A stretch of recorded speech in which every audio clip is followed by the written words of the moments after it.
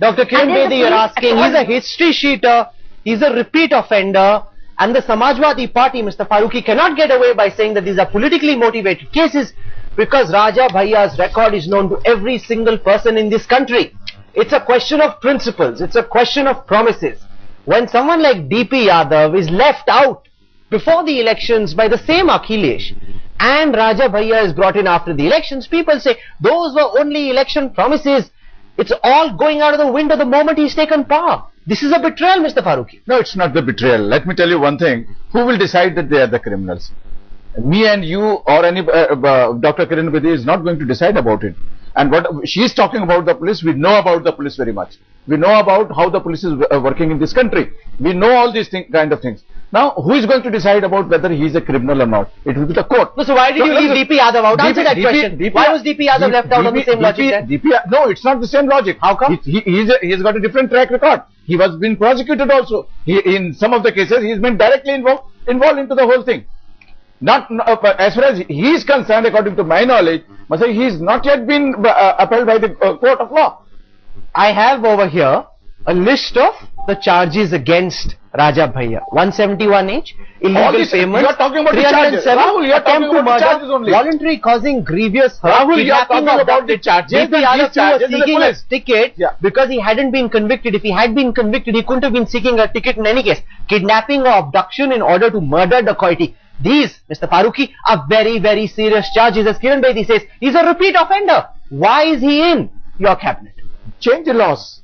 Change the people representation laws. Let's not get into semantics. Let's not tear our hair apart law. This is about principle. This is about a promise. As far as the principles and promises are concerned, you have to wait for some time. You must see what Akhilesh and Netaji are doing about the whole thing. Someone who was in jail earlier could go back to jail at any time. What is the logic behind making him the jail minister? You have to give us some breathing time, and you will see the change will come. Because all these steps, all these steps are going to be taken.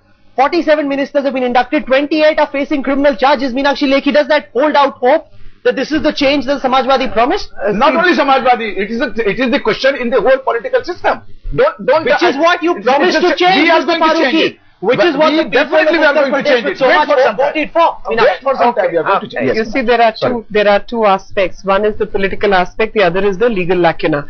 The political aspect of the whole system is that you're going to people asking for vote and giving a clean image and making a promise that these are the things I intend to bring in with me. You vote for me because this is what I intend to bring in.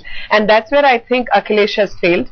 Because when we look at the track record of DP Yadav or Raja Bhaiyya may exceed or be at par, and several others in his cabinet are at par with DP Yadav. So DP Yadav was only made a scapegoat to score a point, whereas the real story lay much behind. But you do know as you say this, Meenakshi, that the same Raja Bhaiyya whom you're now criticizing has been a minister in all the 3 BJP governments of Uttar Pradesh. Yes, and that's where it's coming to. So the hypocrisy is not just the Samajwadi Party alone. You've done the same in the past. I'm coming to that. And all that is possible under any system or electoral system is because under the election laws and under the People's Representation Act, there's a clause 8. And under that section 8 or article 8, 1, 2, 3 stipulations are there, and those stipulations unfortunately talk about convictions. So only if you're convicted of an offence, then the stipulation is there that you will not be granted but here and second we can't let this debate get tied down into legal semantics because it's about a promise. It's about a promise. Explain to us what is his compulsion, sir. You've got a clear majority. Raja Bhaiyya is not a kingmaker. He doesn't have the Thakur MLAs behind him as he has in the past. What is Akhilesh Yadav's compulsion that he can't keep a known goon like Raja Bhaiyya out of this cabinet? Is this not a betrayal of the promise that he made? If you left DP Yadav out, why can't you leave this goon out as well, sir? If I call you a goon, Rahul, will you become a goon? No, if I had so many criminal charges against me, if I were a repeat offender with a history sheet of the sort that Raja Bhaiyya has, yes, I would qualify as a goon, but I don't. Raja Bhaiyya does. Please answer the question. You see, the kind of language you people use is really not the kind of language which should be used in the media. before anybody has been convicted by the courts, you are the prosecutor, you are the judge, and you decide. And you decide and you think that you can decide on anything. It is the people of this country and the people of Uttar Pradesh who have decided.